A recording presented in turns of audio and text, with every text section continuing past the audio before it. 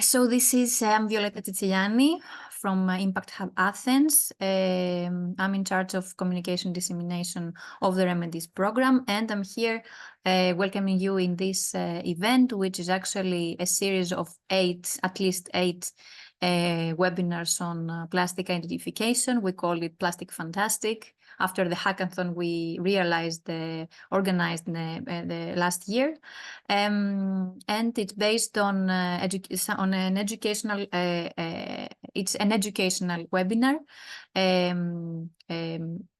made by the University of Maribor and Venice Lagoon Plastic Free organization, and each time one of the demo sites of the Remedies program has a special highlight and focus of in their region. So today we are happy that Smile organization in France is taking the lead on that. Let's see a short video about the Remedies program.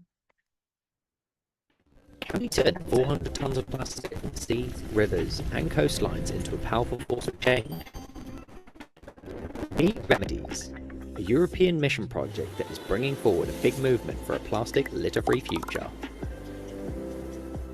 We are 23 partners from 12 countries, NGOs, startups, research institutions and enterprise that join forces on a common mission to detect and monitor, collect and valorize, and prevent and reuse the plastic waste in the Mediterranean Sea. How are we going to do that? With the construction of 8 demonstration sites and 1 lighthouse, Remedies is creating innovative solutions and technologies. First, we detect and monitor marine plastic litter with new technologies such as aerial and underwater drones and a custom-made Remedies app. We then collect and valorize the plastics. Beach and underwater cleanups and river cleanings, microplastic filtration systems for washing machines and marinas, clump and skim technology, and plastic upcycling systems are just a few ways to do this. Finally, we prevent the distribution of non-degradable plastics to become zero waste. We are launching anti-litter campaigns as well as producing and testing biodegradable cups, bottles, fishing gear and zero-waste cosmetics. But that is not all. We also provide grant opportunities of €500,000 to visionary institutions ready to lead the charge in tackling plastic pollution. Our goal is to replicate our solutions in other areas across the Mediterranean Sea and create a large network of allies to join our movement towards a plastic litter-free future. Remedies is a movement of citizens, scientists, professionals, and people who are passionate about the ocean.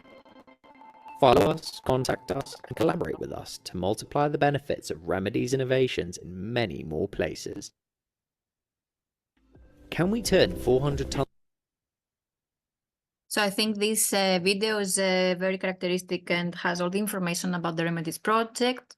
Just to wrap up what we have just heard, it is an Ocean Mission project co-funded by the European Commission, aiming to co-create solutions for the future of our oceans, and our goal is to deploy plastic and microplastic litter valorization and prevention pathways. 23 partners, you can see the different countries that is part of this consortium around the Mediterranean Sea, and also aiming at this region as well.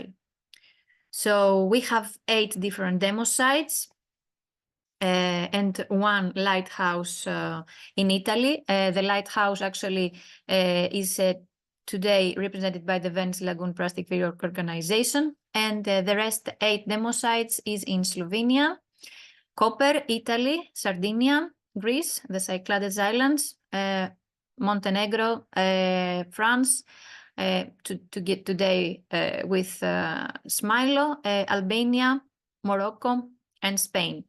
Until now, we have implemented 2 webinars on plastic identification, 1 dedicated for Cyclades demo sites in Greece and 1 in Sardinia, and today is the 3rd one. And we plan to have more ahead. I think the next one will be and focused in the Albanian demo site. So we have 3 main pillars: prevention, detection and monitoring, collection, valorization, and prevention and zero waste. Under each pillar, we have 4 different technologies that we are showcasing. In the first pillar, we have AI-enabled drones, as you saw in the video, underwater drones, fluorescent dyes, and automated microscopic detection, and a marine litter monitoring app, the Remedies app, and the dashboard. The second pillar, collection and valorization, it is about the citizen science, microplastic filtration for washing machines and marinas, river cleaning solutions taking place in mainly in Albania, in Tirana, and clumper scheme technology. And the third pillar, it is about anti-litter campaigns and zero waste solutions, application of biodegradable fishing gear, zero waste caps and bottles, and zero waste natural cosmetics. Here are the partners. And today we have with us, as I said, the University of Maribor, Smilo, and the Venice Lagoon Plastic Fair. So I want just now to give the floor to Davide Poletto to speak about what they're doing and what they're implementing in the Remedies project. And Davide, the floor is yours. You can also start sharing your screen. Thank you. I think it's the right presentation, right, with the right logos. Okay, so good afternoon, everybody, and thank you for joining us today. We'll have a presentation of 15-20 minutes in order to introduce a few general concepts of how to roll out a beach litter monitoring and cleanup event, basically with citizens or other organizations you may know would like to involve in your activities.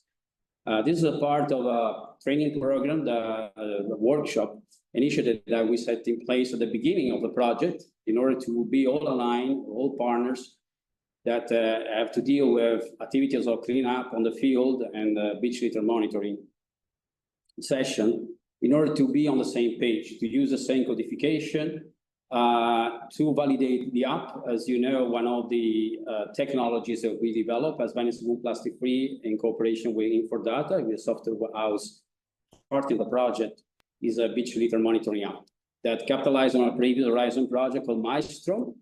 And we basically produced a tool of work that we also presented the OGS in Trieste, which one of the secretariat of the Monet, in order to roll out this kind of activities. Okay, so the idea is that we may introduce you with a few principles and guidelines in order to implement these activities. There are, especially cleanup now, they're on the rise. Everybody wants to clean up some nice piece of environment and even step into natural protected areas or marine protected areas, and to remove marine litter from them. But we need to be cautious, so we need to know what we're doing also. Never forget that beach litter monitoring, especially cleanup, there are anthropogenic activities, so they may have an impact on our environment as well. And Jan from the University of Maribor will then explain you a bit better, and as a chemistry, what are the things we generally found after a cleanup event or a beach monitoring session. We know that about 90% of what we find is made of plastics, not plastic, because the polymers of plastics are multiple.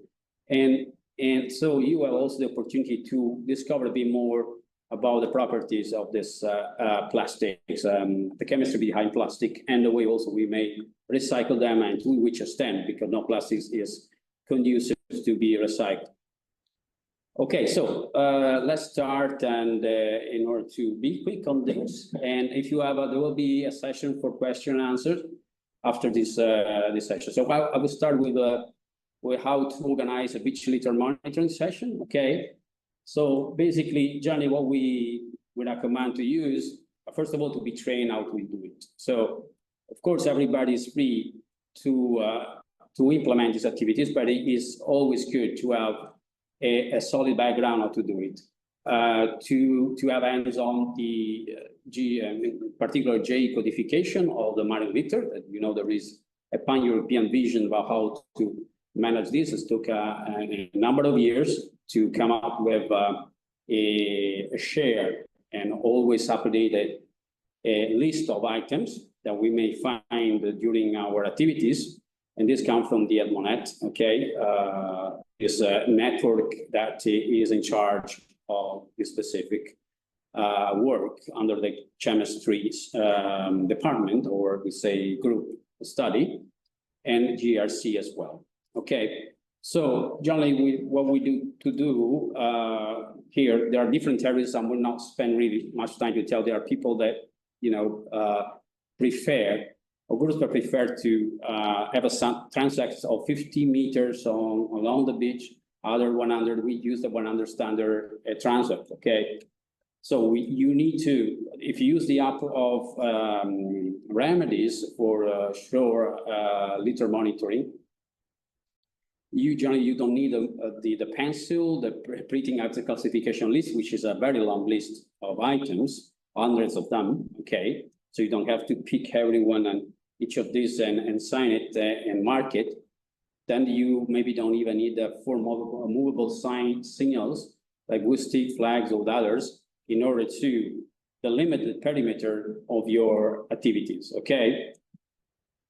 And of course, neither the open real surveyors, but this is all tools that you need when you need to, you go on field and you need to determine a transect you want to monitor.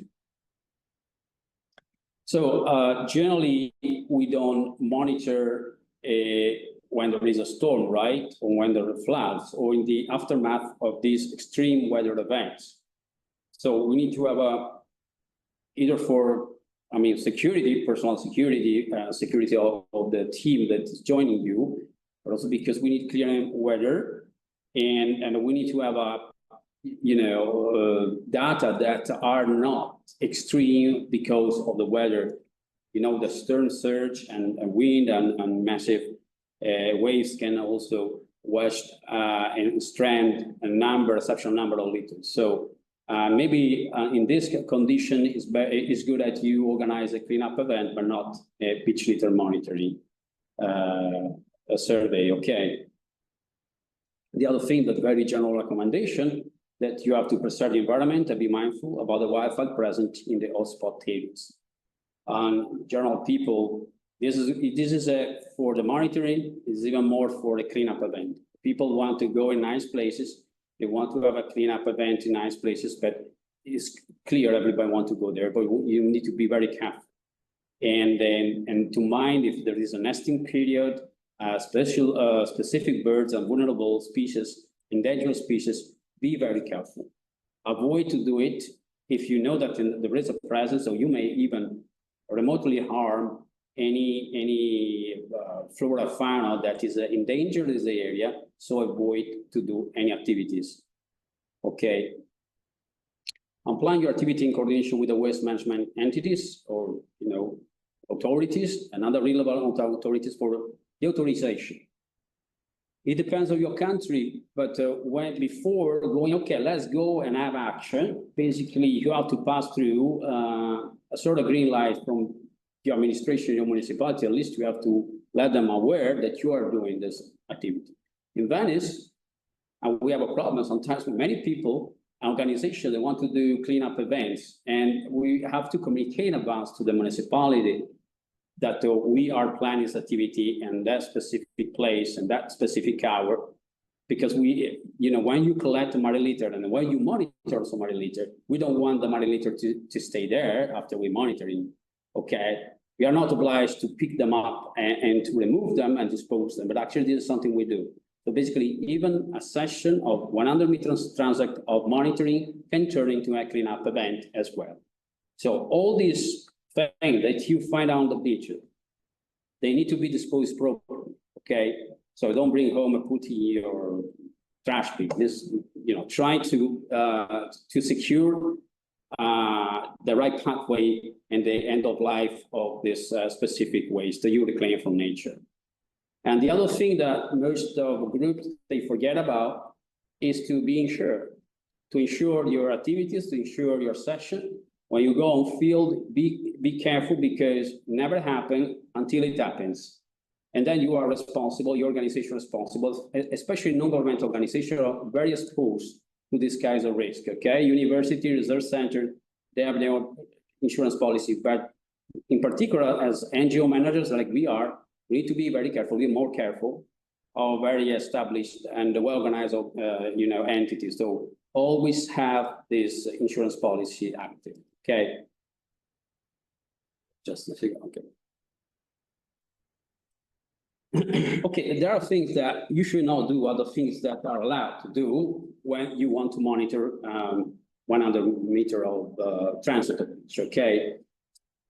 First of all, when you see a lot of waste that is piling up on asphalt, and then you say, oh, you know what, I want to monitor that. Well, it's not a good idea, because you have to monitor what may be in an average polluted. It doesn't mean that you don't have to monitor where is it polluted, but not where you have a clear accumulation litter compared to the other 1-2 kilometers of beaches, okay? So take a standardized, or we can be an average polluted area, and I'll start a monitoring there, first of all, okay? Leave the most polluted thing of spot for the cleanup, not for the monitoring. So generally, it's also good that when you select a beach, okay, and that transact, you have to monitor, maybe you have this transact and you have this 100 meter you do this monitoring March, and then you want to do it in October, the same year. That is good that the next year you do the same thing. I'm not saying the same day, maybe the same month, and the same month and the following year, so that you may appreciate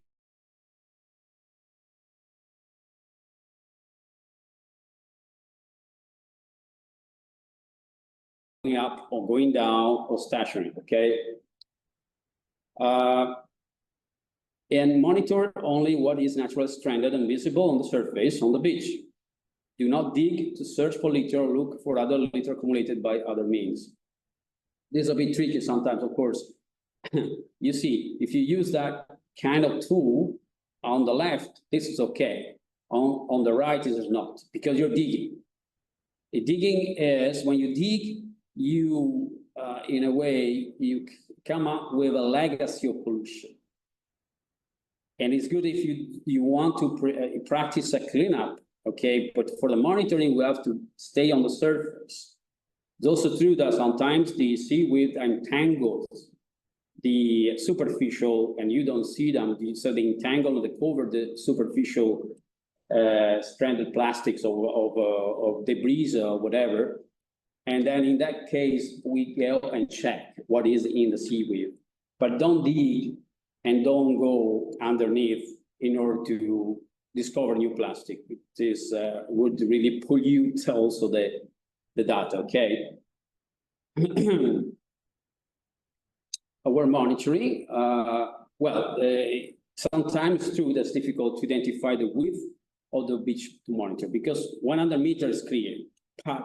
Which is the width of this? Which is the, the line from the sea line can be okay, but until where I have to go and step back to the mainland.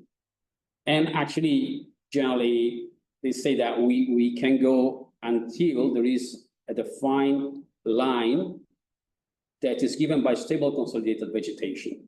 So if you see just a few bushes, very few bushes isolated, it's okay. But if you see that the bushes are becoming solid strand line, then you have to stop, okay? Don't advance in the monitoring phase, in the monitoring session. Maybe what you find behind the line can be subject to a cleanup event, okay? It's very important. And then the way we have different shorelines. We come from different places in the Mediterranean. So, and in Venice we have a number of beach places, so sandy beaches. We also have muddy beaches because we're also the lagoon part to control, to check and monitor. So where should I monitor? So they give you a visual identification where to go, you see?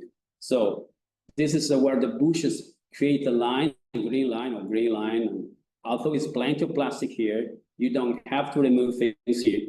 Oh, you can remove them, but you don't compute into the items of litter that you identified in the monitoring session, okay? They stay outside. All the rest you see here, you pick and you count. Here you pick, but you don't count, okay? And the overall counting of the 100-meter monitor, okay? See here, some slope here, when I go up to the level, you have to stop. You cannot climb and see, oh, I see a nice piece of bottle here. It's very colorful. I pick it and put in the, no, it doesn't work like that, okay? You have to, in a way, keep this line and stay on the green line. Stay on the green line. Same here, same here. You see how here are the bushes, same story. Next. Wait, sorry. Okay. And then the other question is, well, you know, I see many things. I mean, I see many fragments stranded on the beach. You know, which one I have to pick, which are I have to leave, or I can pick them, but I cannot count. So monitor all litter above 2.5 centimeters, okay? This is the general rule, because otherwise we go into microplastic, and this is a macroplastic assessment, okay? Exercise.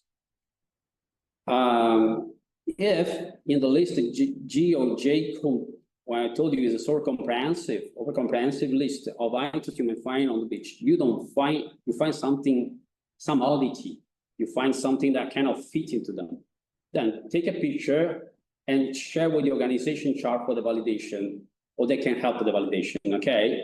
So don't throw away, I don't know what is it, so okay, I take it aside. No. Try to sign it up. Also, the app should be displayed a specific icon for this and report. This is also important because sometimes there are items that start to pop up, and at a certain point you see more and more frequently as a litter. So monitoring has this function to understand if, for instance, there are new decisions of the European Union about the single-use plastic ban, or that is going into force after a period of grace of several years, according to the different items to phase out from the production. You can check, for instance, if this kind of action are really phased out from production, and you still find them on the surface of your beach or shorelines. That's very important to check if the policies are effective or are not effective. If they're not, you may also consult the management authority, the municipality, the region authority, and you can report this. Of course, all this data generally, and it would be welcomed to be interfaced and put in the pan-European repository of Elmonet, okay? Because otherwise you keep your data in your pocket, but you don't share. But before sharing this, you need to pass a validation, multi-validation steps. So what we suggest is that you get to be more skilled in these activities, you get hands on this, and then you may then become, I'm going to say, a very professional, that your data are reliable, okay? The availability of data is very important. So if you are on the side if the data is reliable or it's not reliable, discharge the data. Otherwise, the problem with citizen science is that sometimes the schoolers, they think that the work we do on field is not as scientific as their work. So we have to be conservative in the way we share the data and we identify the litter and, which is the procedure we put in place. That's why we have this kind of trainings. Okay, of course, as I said before, when you monitor and you pick up the pieces and then you have to dispose it. That's why the agreement with your waste management authority at local level can be very useful. It's possible that part of the plastic will be recycled, but this is another piece of work that is not in your hands. And then the other questions like, but what I do if a plastic bottle has a cap? These are two pieces of plastic. Are count as one or count as two? No, they're count as one, okay? If a plastic bottle has a cap, you should count only the bottle, not the other cap, okay? Unless the caps are not found alone on the beach. And then they, of course, become different items, okay? And like the polyester and other kind of fragmented plastics like this, like in the right picture, If you find a fragment of the same item, you should count each fragment, not a single item, okay? So in that case, there are two fragments, or yeah, I think there are two fragments, although they might be also matched and combined, but these are two separate fragments. Okay, these I mentioned before. Make sure the activities will not pose any threat to endangered or protected species and their habitats. Sea turtle, seabird, shorebirds, marine mammal, sensitive beach vegetation too. In many cases, this would exclude protected areas, but depends on local management arrangement. So when you are not sure, avoid. If you want to go there, please consult protected areas conservation management authorities before going operational with cleanup of beach litter monitoring activities. It's very important.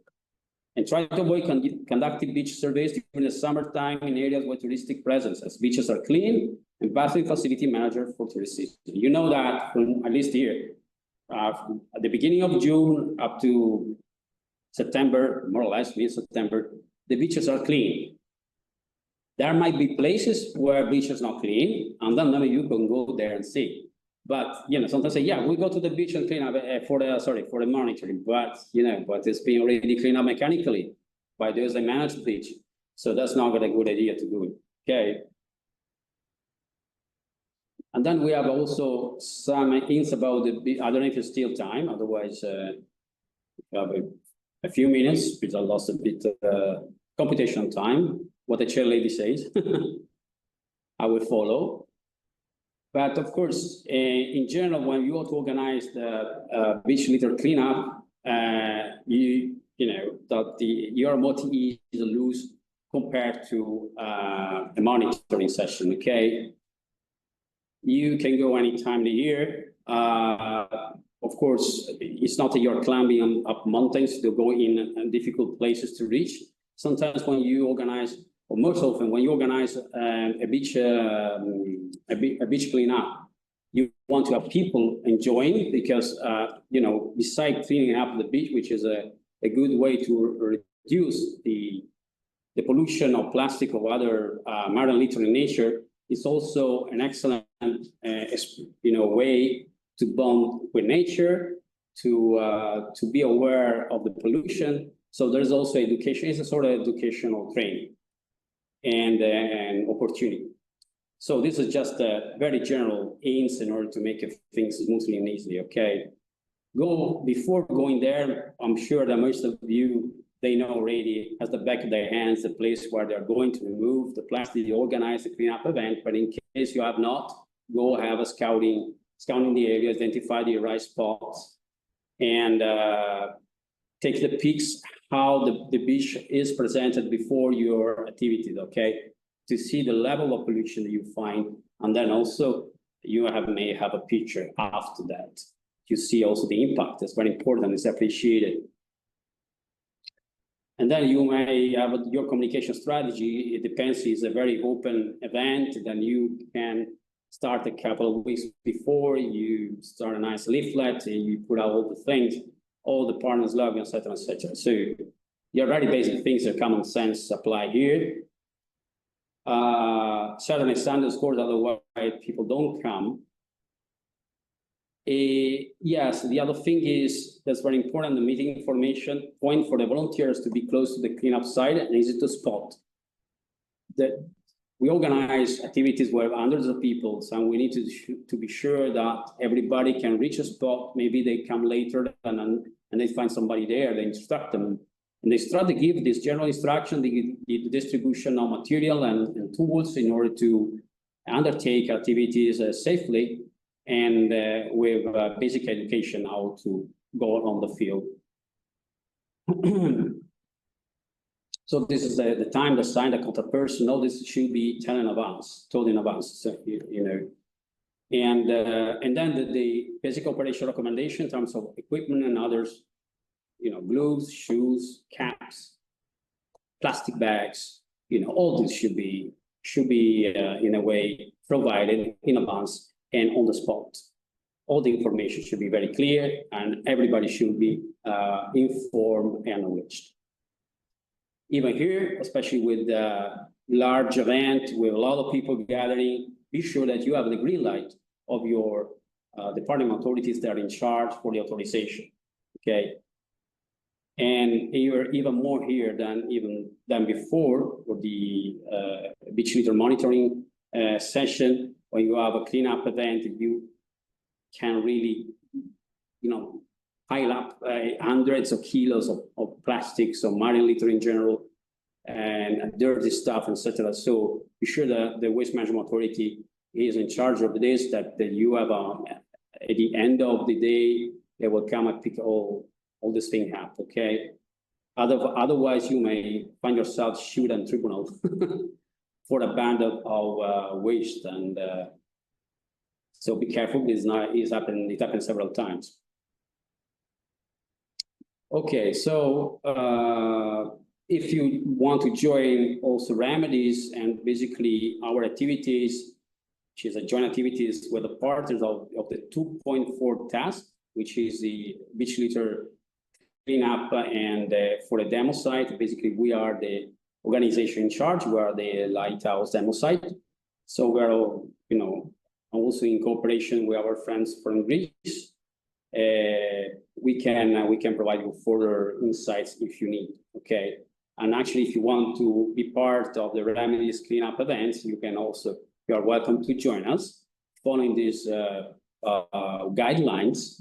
And then we will be sure or make sure that the impact of what you collect will be put in our record and with all the pictures and everything. So if you are interested to join us, you're most welcome.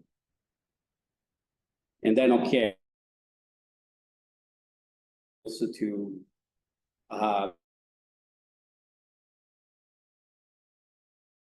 Remedies to have probably something they recall of the project and the mission ocean and waters that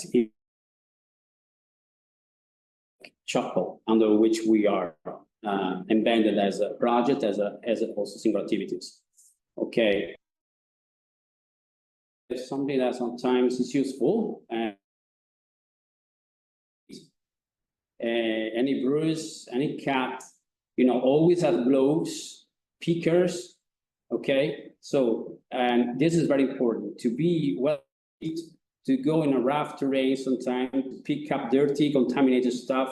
So be and of course, it did not matter to weigh what you have removed from nature.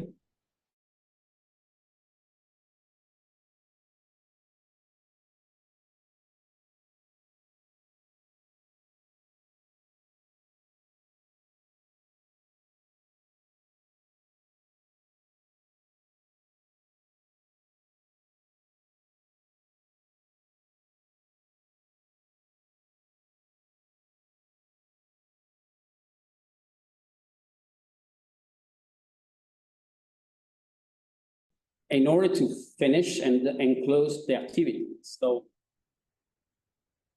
this means that you need to provide information half an hour before to instruct. There might be possible that you have the team leaders of you have a bunch of people, then you have to tell them in advance, look, in 30 minutes, we're going to finish. Please, let's gather in the point. Is there any problem with this?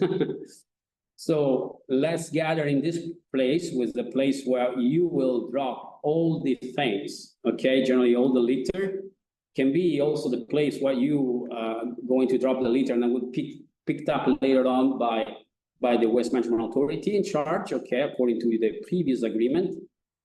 And weight them and register everything, make a picture. So you have a picture taken before the cleanup, after the cleanup, you are the full weight of the litter. And in Remedies, we do this. We also do these things. We weight all the litter, but we also weight the plastics, only plastics. For statistical reasons, also because the projects ask specific KPI for this, okay? So in case you want to join our activities, you need just to stick to these 2-3 points in order to align on with us, okay, on this. And then, okay, all the post-having communication, the post, etc., by something as I told you, a bit tedious. But if you have any questions, and we're here to answer, if you stay with us thus far, we'll be very happy to answer to your question. Thank you, Davide. I would like to add on the part that you said that if one is interested in organizing a beach cleanup in collaboration with Remedies, they can reach out to our general email and they can mention from which area they are and what kind of support they would need. We can get them in touch with the appropriate organization that is most close to their place. Of course, all this guidance that you provided via this presentation can be shared again with them. And also any other communication related materials based on the event they will perform. So we can move on. Our next presentation is from the University of Maribor. Jan is going to present. Yes, thank you, Violeta. So good afternoon also from my side. I'm Jan Puchar from the University of Maribor in Slovenia. Nice to have an audience here from France and from wherever you are.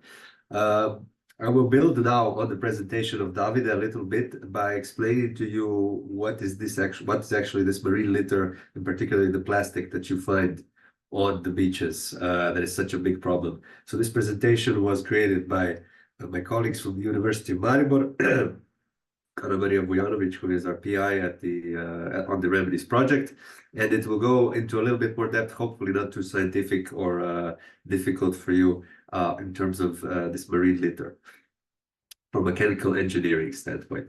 So first of all, marine litter, right? This is all the material defined as the solid material that is found in the marine and coastal environment. Obviously, it's a big issue, and we all know why we're here addressing it. But the cause of the problem really is rooted in this unsustainable production and consumption that we know that we have, also poor solid waste management and lack of frameworks. But as we're going to talk about mainly plastics today, in the context of marine litter, we should emphasize that plastics are still an essential material in many aspects of human life. So it will be very hard to survive without it.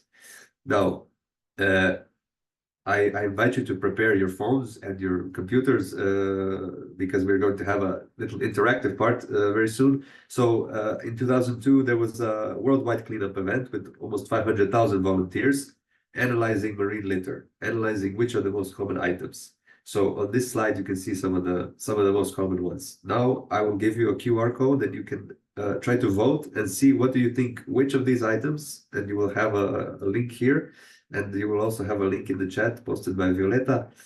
Then you can vote on which items were the most abundant in the marine environment.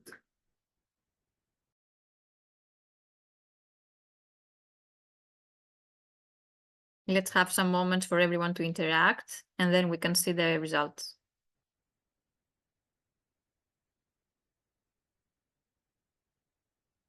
Yes, hopefully you've managed to reach the website, and I will ask Violeta if you can share the results.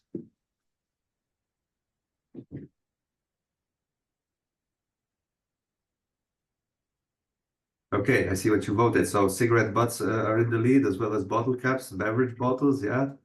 And there's some votes for grocery bags, food wrappers, straws and stirrers. Very nice. Okay. So mainly, yeah, I see mainly cigarette butts. I see you have in the lead the bottles and the caps. Okay, that's good. So let's go back now to our presentation and see what was the reality. So, okay. In fact, you were right. The most common item was cigarette butts. So that was number one gold medal, and then beverage bottles at number two, and food wrappers at number three. What we want to say with this, what are with these actual results? All of these three items are predominantly made of plastics. So you know, as well as many of the other items that are in the top 10, so to speak. So as you can see, from the database of marine litter, really almost 3/4 of all items and of all materials that are found are plastics. This is something that you can find on most of the common plastic items are the recycling codes. These were created for the so-called commodity plastics. So really these first 6 items represent around 70% of all plastic types, and some of them are more recyclable than others. We're going to talk about that in a little bit more detail. But even so, even the recycling itself is not something that can be done in perpetuity. For example, PET plastic, which forms most of your bottles for drinks, can only be recycled up to 2 times, and then it will lose its capabilities. So we will look at some of the mitigation options later. Again, why is plastic considered to be so problematic? We can look at the global plastic production rate. So the commercialization after World War II led to around almost 500 million tons being produced in this time, and it's still growing. The trend is still growing. So if we are going to continue, this might represent 1 million tons by 1,000 million actually in 2055. So we are still growing in this sense. Why did plastic even get so popular, right? It is the widespread packaging material. So it's prolonging the shelf life of our foods. Of course, it has the properties of some other materials like paper. So it's lightweight, right? But it's still better than paper because it's more durable. It's also better than glass in the sense that it does not break, right? It's better than metal again because it's lightweight and versatile. So it became the most common one. But of course, the main difficulties of plastics lie still in the disposal and the end of life because they do not really degrade, and recycling still has its challenges. To go slightly into more detail, like what are even plastics, right? They are based on polymers, so with a number of added components. Polymers are these large molecules that are made from smaller building units, so monomers. These can be naturally occurring or they can be synthetic. So it's important to know that all plastics are polymers, but not all polymers are plastics. We can divide them also into 3 types. So thermoplastics that are linear systems, and these can be these are suitable for mechanical recycling. Some of these items that you see and know are made of these types. Then we have also elastomers and thermosets that are softened when heated and they maintain their shape at high temperatures. But some of these are only possible to recycle with chemical recycling, so it's much more difficult. Now, as far as plastics overall, you can think about if you know what they are even made from originally. So actually, the material is naphtha. It is the originator for all synthetic plastic materials. So this is a low-cost secondary material from the oil refining process. And of course, it's been reported that around 5% of the world's fossil resources, entire fossil resources, are used for plastic production. This is a general process. So from oil rigs, we go to refineries and we make plastic granules and then material.